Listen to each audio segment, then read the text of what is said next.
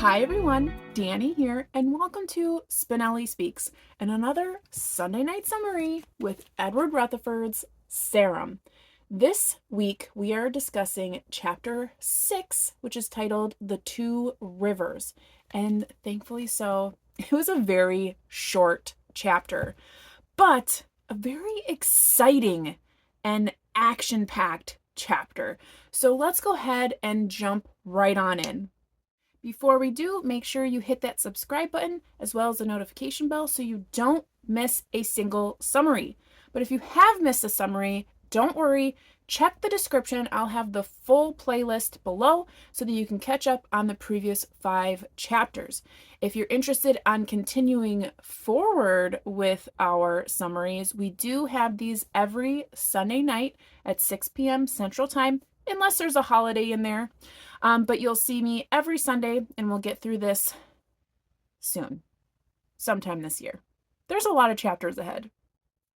Chapter 6, The Two Rivers. We find ourselves in 877, which is about 450 years past the last chapter. And this chapter is titled The Two Rivers because we're specifically looking at an area of Twynham, which literally means the place of the two rivers. The rivers are Avon and Store, I think the one was called. And we're looking at the people that are living there. So we're still in the land of Sarum. We're still in the land where the 5 rivers meet. But specifically for this chapter, we're looking at this smaller area of where the 2 rivers meet. So similarly to last chapter where we have those invasions from the east, we have the Germanic tribes, the Saxon integration into the British Isles, we have some more marauding, some more pillaging of the English Isles. These people just can't take a break. And this time it's coming from, you got it, the Vikings. We have finally seen the introduction of the Vikings, and let me tell you, it's the most gruesome of pillaging. I will give you some trigger warnings in this chapter. There is a lot of violence, there's a lot of gore, and there's just a lot of it was hard to get through in some sections. Now, it is a very short chapter, so it happens very quickly. So you can get through it quickly. You can kind of like skim through those sections. But for me, I was very surprised because I am not used to Rutherfurd being as descriptive as he was in these scenes with Vikings coming and terrorizing the land. Now, of course, there are other things happening in Britain, specifically in this Wessex area. We have King Alfred of Wessex, who's really trying to clean up the place. He is trying to integrate more education with schools. He is establishing churches. He's establishing like nunneries and places for monks, monasteries.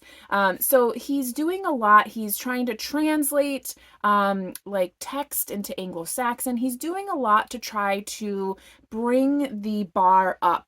If you recall, when it was Roman, when the Roman Empire ruled, there was a lot of sophistication and there was a lot of embracement of different cultural advancements. And then all of a sudden we got all these invasions and stuff just kind of ceased. There's no law. There's just all the people kind of doing what they can to survive. And we're still kind of there, but poor King Alfred, he's just really trying to like get that back on the wagon. Let's keep trucking so that we can have an established society and not have just this, barbaric sense of life.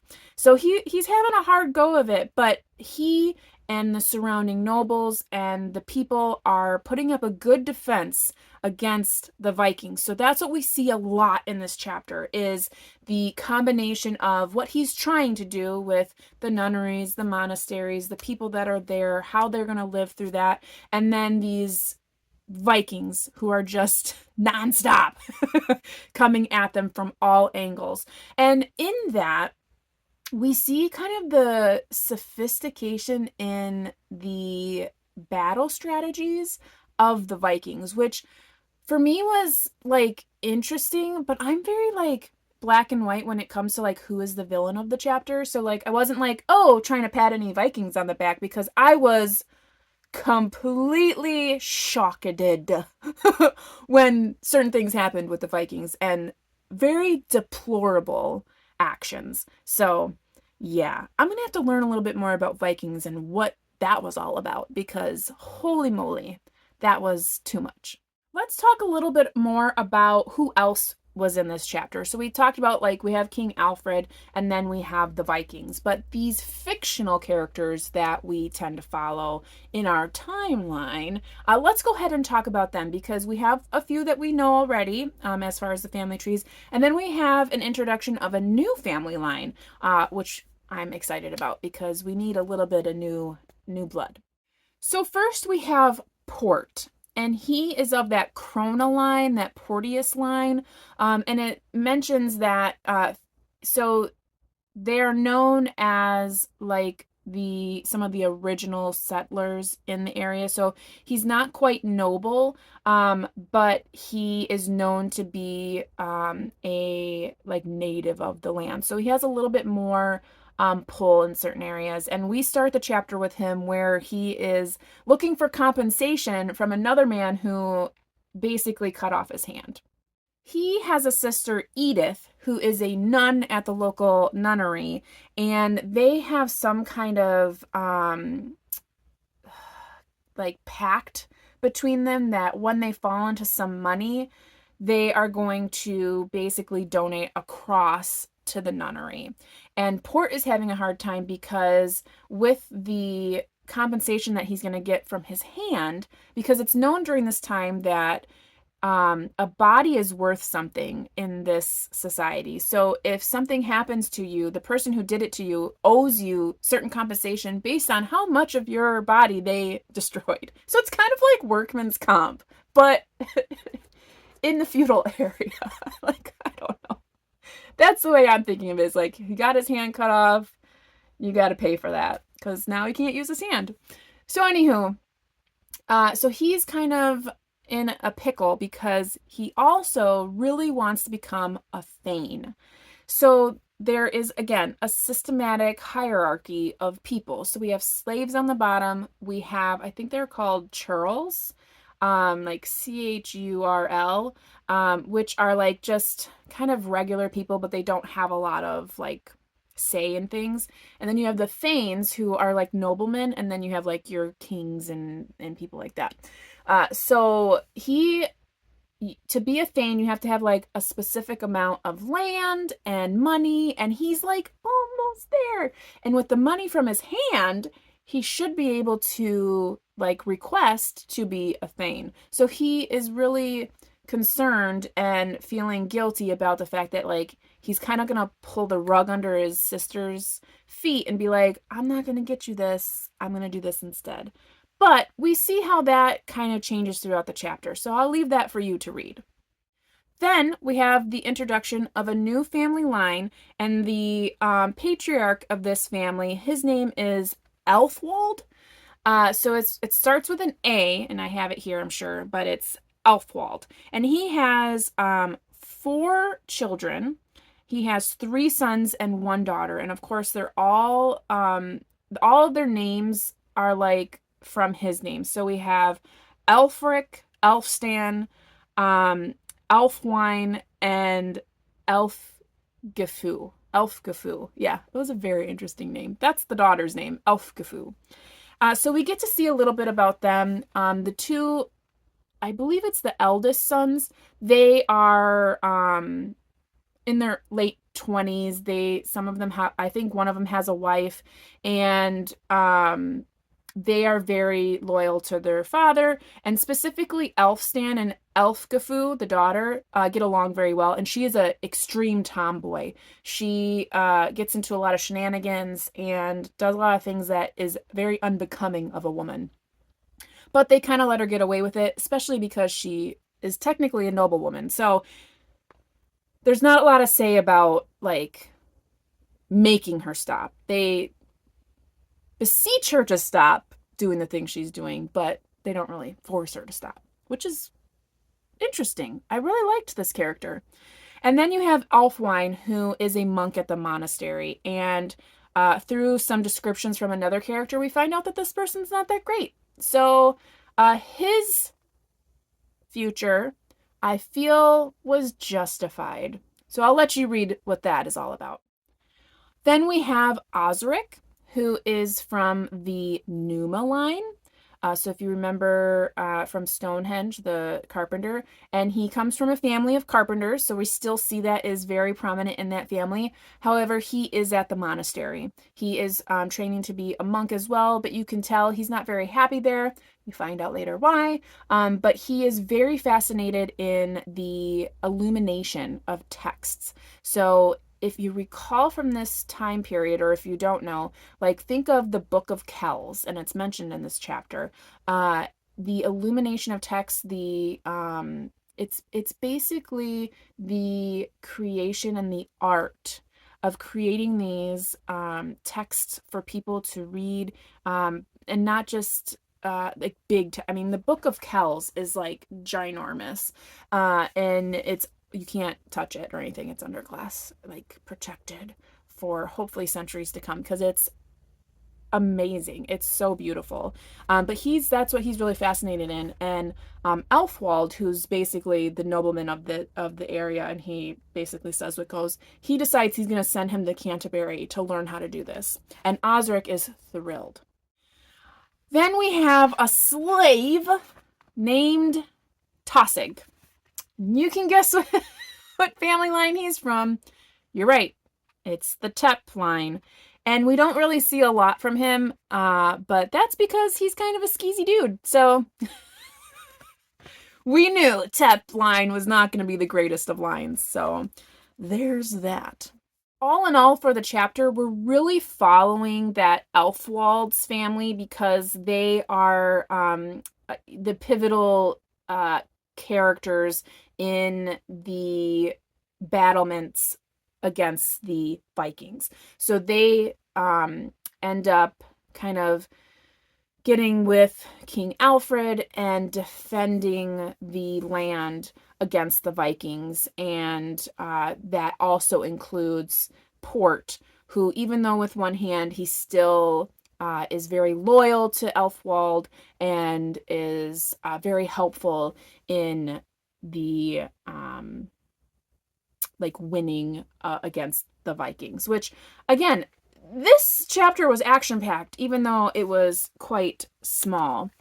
Now, this is a very exciting little nugget in the chapter, which, if you have read London, this character is a huge, significant family tree in London, and that is Barnacle. So, or we call them Barnacle in London. They are introduced in this chapter because they're a Viking. They're come from London. We know that they were a descendant from the Viking line. Well, here they are. And Bairn, children, Bairnical means like don't kill the children. So in this chapter, as you can imagine, as the Vikings are coming through and just pillaging, they're not leaving anybody in, like they're not leaving any survivors. But here we have Barnacle come through, and he is just a representation of what little good there may be in the Viking line. So don't kill the children, Barnacle. And I'm hoping that we see more of him in the book, because I really liked the Barnacle characters in the London book. If you wanted to catch up on that, that's also in the description. But I was so excited. And it's funny because, so right away, okay, so I annotate, right? Right away, I knew exactly what color I had for Barnacle from London, because you can see, notice there's that one pink, it's like a really dark red. That was what I used in London, and I immediately went for that when I was doing my annotation here, which I don't use that color in this one, but I did for Barnacle. Oh, what a perfect little nugget. I loved it. It was perfect.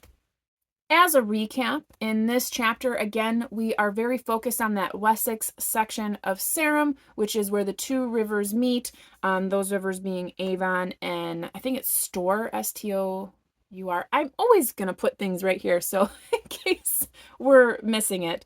And we see the fictional characters really fighting to keep their lands, to keep their safety, to protect their women and children, to protect their livestock against the marauding Vikings. We see that King Alfred is really trying to establish the land's culture through churches and monasteries, nunneries, through schools. He's doing a lot of translation. We also see that even though we have those Vikings kind of marauding and pillaging, we do see them in surrender. So we see another group of people kind of adding to that melting pot of Britain. So, we had the natives, the hunters in the beginning. We had the settlers come. We had the Germanic tribes come, the Saxons. And now we see that the Vikings are coming. So we're having this melting pot, this combination of peoples from other lands coming and creating what we know today as Britain. So very exciting chapter, very short chapter, which was, I think, my favorite part. And I think the next chapter, which is chapter 7, The Castle, I believe that chapter is a similar length as well. So very exciting for next week. As far as other items that we typically talk about in this chapter, the role of women, I mean, there really wasn't any mention other than the wives kind of being managers of the house and helping their husbands basically entertain. And then the major figure of Elfgafu, who was that tomboy character, and she does something extremely exciting and for womankind, I would say. But I'm going to leave that for you. I don't want to spoil too much of the chapter, but I can say, as far as the role of women goes, this was the most compelling, most exciting, and really just like girl power. So we have that.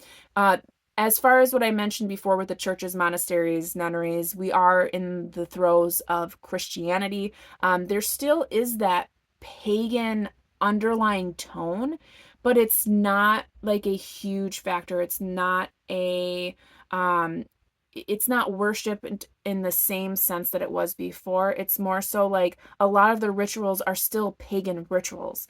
A lot of their like blessings are still wrapped up in the pagan sense. You have to think about it like Christmas trees and all that. Those are pagan traditions, and yet we still have them today. So that's kind of the same mentality that we have. But Christianity is the solid main religion that most of these people adhere to and are converted to as they join these people. And yeah, so anyways, I know I kind of got a little bit topsy-turvy at the end there, but great chapter, short chapter, can't wait for next week. So I hope to see you there. I hope you're reading something fantastic. If it's not this bad boy, then I hope it's something equally as fantastic. Take care, stay safe, and until next time, you know how it goes. Happy reading. Bye.